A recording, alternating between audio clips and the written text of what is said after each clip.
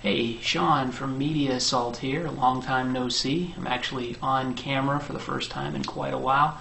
And it's a special occasion because I'm here to bring you a review of a movie that's getting a little bit of publicity right now, just mainly because it's the first feature film directed by Kathryn Bigelow, who is currently nominated for an Academy Award for her movie The Hurt Locker, which is maybe going to win Best Picture later today. As I record this, the Oscars haven't been handed out yet. So anyway, the movie that I'm talking about is Near Dark, which was released in 1987. And that's a year that many vampire movie fans will remember as being the year that The Lost Boys was released. Now, I've never been a big fan of The Lost Boys. You can all groan if you'd like, but never really liked that movie because I was more of a fan of this movie. And this is one of those movies that many people haven't heard of. As a matter of fact, most people who know Kathryn Bigelow's work probably think she started with The Hurt Locker. She's actually got a fairly colorful history as far as her personal life. She actually is the ex-wife of James Cameron, who was also, of course, nominated this year for Avatar. And there are some similarities between this movie and James Cameron's 1986 movie Aliens. Lance Henriksen and Jeanette Goldstein and Bill Paxton, who were all featured in Aliens, are also featured in this movie. And they are the actual reason you want to see this movie. Unfortunately, the two main actors in Near Dark are the reason that I'm not giving it a very high score, and I'll get to that in just a moment.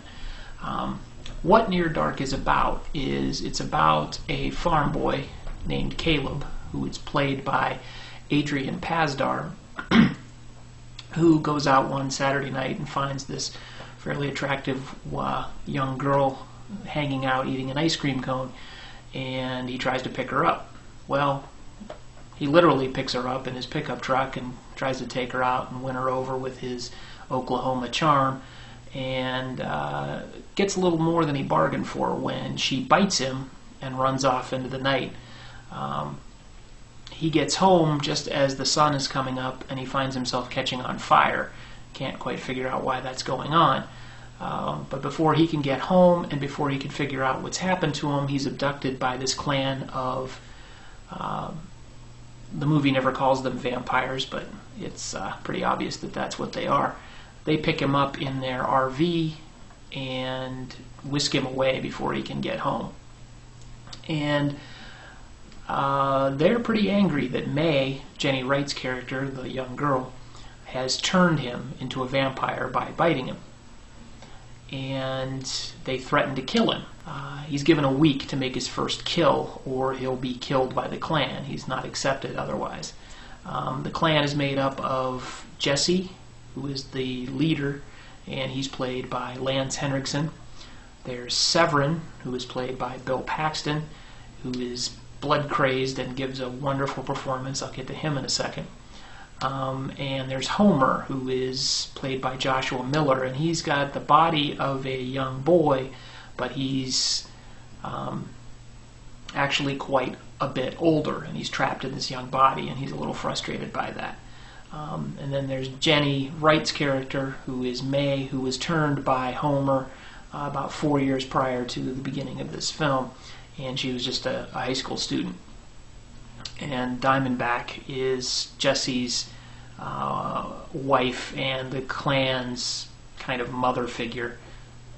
So anyway, Caleb is given a week to make his first kill, and the movie kind of chronicles his trials and tribulations as far as how well that goes, and how he's sort of carried by May for a little while, and then eventually, or not, makes his first kill. And I won't ruin anything for you. The movie is worth seeing as a curio, being that it's Kathryn Bigelow's first directorial effort.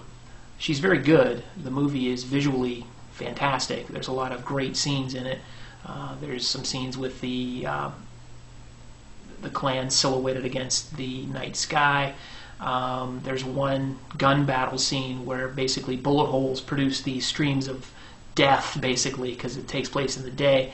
The Klan's hiding out in a hotel room, and these bullet holes are going through the wall, and the light streams in, and that's really kind of cool because it's like these fatal streams of light. It's kind of interesting, and it's unfortunate because of all the good things that are great with this movie. There's also a wonderful soundtrack by Tangerine Dream, who did Risky Business and The Keep as well.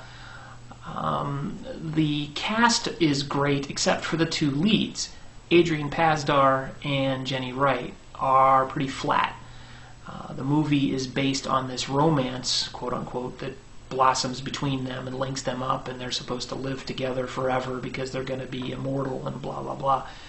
They're really not that appealing. They have no chemistry. Pasdar has no charisma. Jenny Wright is kind of oddly attractive, but couldn't act her way out of a paper bag. And they just sort of look at each other longingly and pout. Very similar to Twilight, and I'll get to that in a second. So if that was stronger, this movie would be a 5-star movie, hands down. Unfortunately, it's the supporting cast, Bill Paxton, Jeanette Goldstein, Lance Henriksen, and Joshua Miller, who carry this movie. They are interesting, they're cool as the Vampire Clan, and they're all basically bloodthirsty and crazed, and that's very entertaining. By contrast, Pasdar, flat, no personality. Jenny Wright is kind of, I don't know, she's just blah. And it's because they're the foundation of the film that the whole film is kind of undermined by that. Still, it's worth seeing. And you may not recognize this version that I'm holding up. If you go to the store to find it now, it was recently re-released on DVD and Blu-ray with a slightly different cover. And I mentioned Twilight, and that's what they're kind of playing up with this cover. Take a look at that. You got Adrian Pasdar doing a very bad job of looking like, what's his name, Robert Pattinson. And Jenny Wright there looking sort of Kristen Stewartish. That's what you'll find on the store shelves if you're looking for this. Do not be fooled. This is not a Twilight movie per se. It's vampires and there's romance, but this movie's actually good.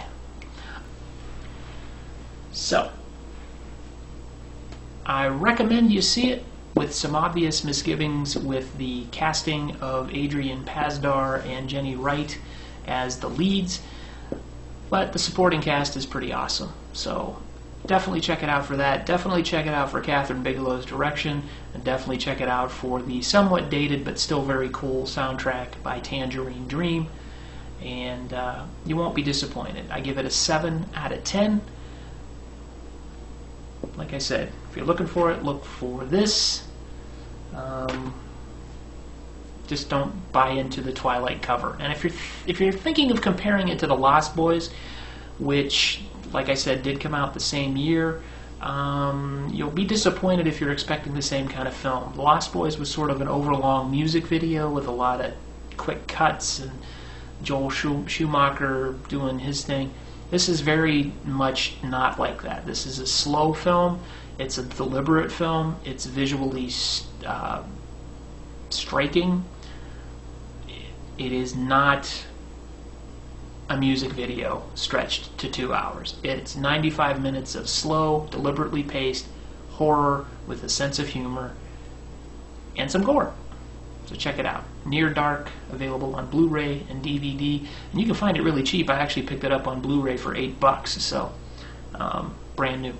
So check it out. Thanks for watching, and check out media-assault.com for more movie, music, and video game reviews. And hey, why don't you subscribe? Because I'll be making more videos more often now. I'll be back on camera. So get used to this. You'll be seeing a lot more of it. Take it easy. Peace.